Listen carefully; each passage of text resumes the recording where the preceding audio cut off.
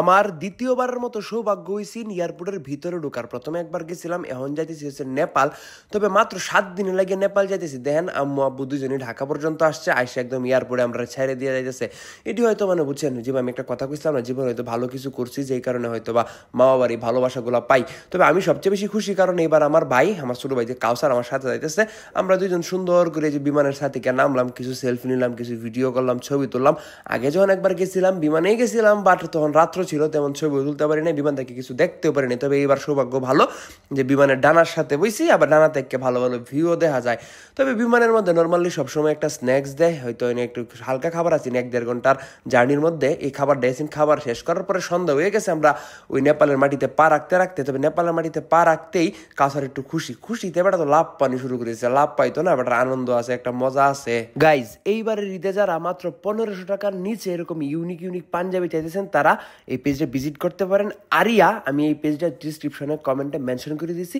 মাত্র 1500 টাকার ভিতরে এরকম ইউনিক পাঞ্জাবি আপনাদের ঈদের জন্য শপিং করে নিতে পারেন। আর নেপালে আমরা সবচেয়ে বড় প্রবলেম যেটা ফেস করছি সেটা হচ্ছে ওয়েদার। যেমন বাংলাদেশে সবসময় 22-25 ডিগ্রি থাকে, কিন্তু ওইনে নাম দিয়ে গিয়ে দিই 7-8, বাবারে বাবা রাত্রে তো 5-6 নামে, এমন শীতের মধ্যে তা তো অসম্ভব। আর গিয়াই ফ্লাইটতে নামেই একটা থালি নিয়েছিলাম, নেপালি থালি, নেপালি ট্রেডিশনের একটা খাবার। দেখতে তো খুব সুন্দর, মাশাল্লাহ অনেক ভালো। কিন্তু গাইস, খাইতে গিয়ে কি কইয়াম, সব হয়েছে অর্ধেক সিদ্ধ খাবার।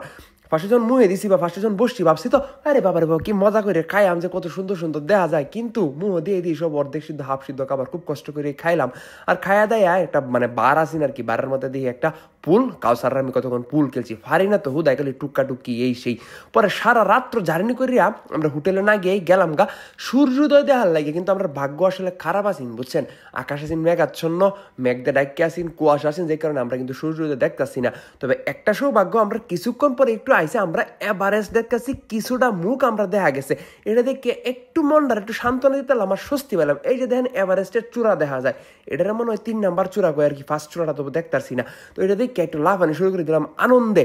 আর যখন ফিরে আসি তখন নেপালের গ্রাম দিয়ে হাঁটতে ঘুরে আসতেছিলাম। তাদের গ্রামগুলো একটা অন্যরকম সুন্দর, হয়তো বা জীবনযাত্রার মান এত উন্নত না, তবে প্রাকৃতিক পরিবেশ অনেক সুন্দর, অনেক ভালো, অনেক মনোরম পরিবেশ। তো আমি আর আমার ভাই এই ঘুরে সবকিছু দেখতেছিলাম, তাদের গ্রাম, তাদের সবকিছু হাঁটতে দেখতেছিলাম। ঘুরতে দিই কি তাদের ট্রেডিশনের কিছু মালা টালা ব্যস্ত আছে, এটার মধ্যে কিছু জিনিস আছে যাকে দেখাইলাম না। পাথরটা তো তাদের মধ্যে হচ্ছে অনেক মানে কি কই বিখ্যাত, তারা নেপাল পাথরের জন্য। কিন্তু পাথরটা তো দেখা তো দূর বেড়া, আগে বেড়া ভিউ দেখতে হলে দেবেন জায়গায় কি ভিউ। হ্যাঁ, আপনি কি আর মার্কেট দেখতেন, এটার মধ্যে হাট্টি মেলা যখন আপনি কয়েকটা শিক্ষায় দিবেন, আপনার কইল যারা জোড়াইয়া দেবে মনে গেছে, আকাশটা নামে আইসে। আচ্ছা যাক, আর একটা জিনিস কি আমরা প্রবলেম করছি সবচেয়ে বড় যেটা হয়েছে, এটা হয়েছে মানে রাস্তাঘাট বাঁকাঝুঁকা উঁচা নিচা। যখন আপনি নামবেন, আপনার মানে শরীরের চাপ এমনভাবে মানে বাইরে যাইব ওয়েদারের কারণে, যে মনে হইব নাক টাক দিয়ে ফাইটটা রক্ত আইতেছে।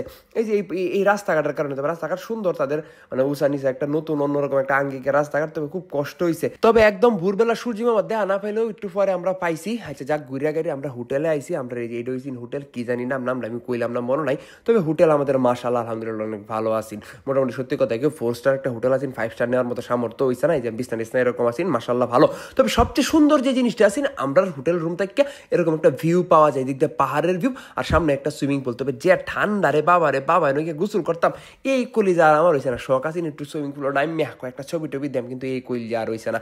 যাক, ভাগ্যে নাই, আর কি করার। তো সকালবেলা ব্রেকফাস্ট খাওয়ার জন্য যখন মানে হোটেলের পিছন সাইডে গেলাম, গিয়ে দিই যে নেপালের পোখরার সবচেয়ে বিখ্যাত যে লেকটা ফেওয়া লেক, এই লেকটার পারেই আমরা এই হোটেল আর রিসোর্ট যেটাই কই। বাহ, এটা দেখে খুব ভালো লাগলো। তবে এটা হাঁটতে নিতেছিলাম আর কি, ফেওয়া লেকটা আর কবে দেখতারি না দেখতারি ঠিক নাই। তবে বড় হোটেলের প্রত্যেক হোটেলে একটা জিনিস যেটা হচ্ছে সকালবেলা ফ্রি বুফে ব্রেকফাস্ট। ফ্রি না ঠিক, এটা টেহারা আপনার এই হোটেলের বারার সাথে রাখিয়া দেয়। খাবারটা আবার দেখতে সবকিছু অনেক সুন্দর, মাশাআল্লাহ। এই যে দেখতেছেন, কিন্তু গাইজ একটা কথা তো কইলাম, আমি খাইতে গিয়ে আমরা খাইতেছি না। আমরা এই কয়েকদিন শুধু ফলমূল খাইছি। তবে খাওয়ার আগে যখন এই ফেওয়াল একটার পারে বইয়া খাইতাছি, এটাই আসলে বড় জিনিস। তো আমরা আসলে নেপালে অনেক কিছু ঘুরছি, হয়তো আপনারা অনেক কিছু দেখছেন, আরো কিছু দেখায়াম, হয়তো বা চেষ্টা করবাম নেপালটা এক্সপ্লোর করতে। হবে আমার একা দ্বারা তো সম্ভব না, তবে যতটুকু পারি চেষ্টা করাম। তো গাইজ, নেপাল আমরা অনেক জায়গায় ঘুরছি, অনেক কিছু করছি। এই যে প্যারাশুটতেও কিন্তু আমরা নামছিলাম, 30 মিনিট প্যারাশুট দিয়ে নামছি। আচ্ছা যাই, আজকে জায়গা দেওয়া হবে নেক্সট ভিডিওতে। তারা পেজটা ফলো করে নিন, ফলো করে দিন, ভিডিওটা একটা লাইক করে দিন। আসসালামু আলাইকুম।